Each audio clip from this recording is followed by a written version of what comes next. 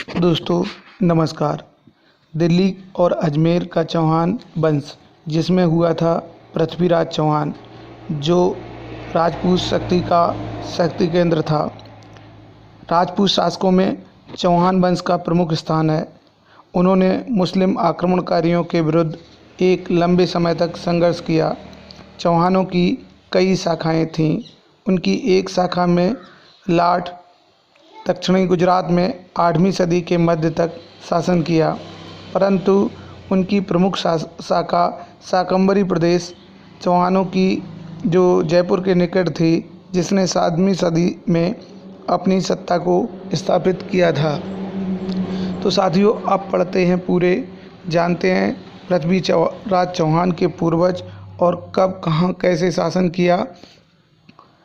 इस वंश का संस्थापक वासुदेव था। उसके वंश में सामंत, पूर्णतल, जयराज, विग्रहराज प्रथम, चंद्रराज, गोपेंद्रराज और दुर्लभराज शासक हुए। दुर्लभराज ने 8वीं सदी के अंत तक राज्य किया और उस समय प्रतिहारों ने उसे अपने अधीन कर लिया। दुर्लभराज ने प्रतिहार सम्राट वत्सराज की सेवा की और उसके उत्तराधिकारी गोविंदराज प्रथम ने प्रतिहार सम्राट नागभट्ट द्वितीय के दरबार में सम्मान प्राप्त किया।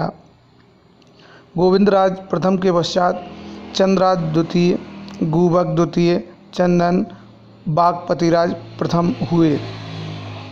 बागपतराज प्रथम ने अपने को प्रतिहारों की सत्ता से मुक्त कर लिया। उसके पुत्र सिंहराज ने अपनी शक्ति का विस्तार किया और महाराज की उपाधि धारण की। सिंहराज के पश्चात विग्रहराज द्वितीय और दुर्लभराज द्वितीय, गोविंदराज तृतीय, विग्रहराज तृतीय, पृथ्वीराज प्रथम और अजयराज शासक हुए। अजयराज वह शासक हुआ जिसने अजमेर को बसाया। अजयराज के पश्चात अर्णोराज शासक बना। अर्णोराज ने महमूद गजनवी के उत्तराधिकारी को अजमेर के निकट परास्त किया और पंजाब के कुछ भाग, बुंदेलखंड और दिल्ली को विजय किया, परंतु अर्णोराज गुजरात के शासक कुमारराज से पराजित हुआ। तब भी अर्णोराज ने प्रायः 20 वर्ष तक तुर्कों की शक्ति का मुकाबला किया, मालवा और पंजाब की ओर अपने राज्य का विस्तार किया और तोमरों से दिल्ली को छीन भी लिया।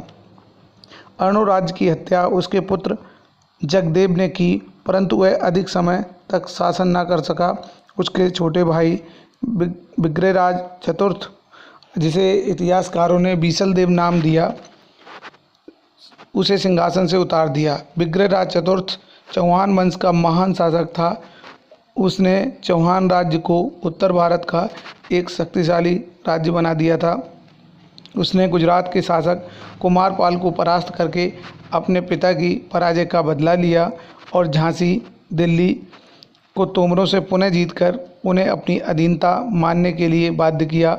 उसका अधिकार राजपूताना, पंजाब और पश्चिमी उत्तर प्रदेश के अधिकांश भाग पर रहा और मालवा तथा राजपूताना के विभिन्न शासक उसे अपना अधिपति मानते थे। विग्रहराज ने विभिन्न अवसरों पर पंजाब के तुर्कों को पराजित किया और भारत की रक्षा का उत्तरदायित्व अपने ऊपर लिया।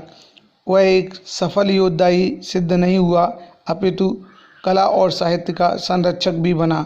अजमेर का वह विद्यालय, जिसे बाद में कुतुबुद्दीन ऐबक ने एक मस्जिद में परिवर्तित किया, उसी के द्वारा बनवाया हुआ था। विग्रहराज चतुर्थ का काल सप्तलक्ष, सामर, दिल्ली, अजमेर का स्वर्ण काल था। विग्रहराज चतुर्थ के पश्चात उसका पुत्र अपर गंगे सिंहासन पर बैठा, परंतु उसके चचेरे भाई और जगदेव के पुत्र पृथ्वीराज द्वितीय ने उसका वध कर दिया, परंतु पृथ्वीराज की मृत्यु भी शीघ्र हो गई। उसके पश्चात उसके सामंतों ने पृथ्वीराज द्वितीय के चाचा सोमेश्वर को सिंहासन सौंपा।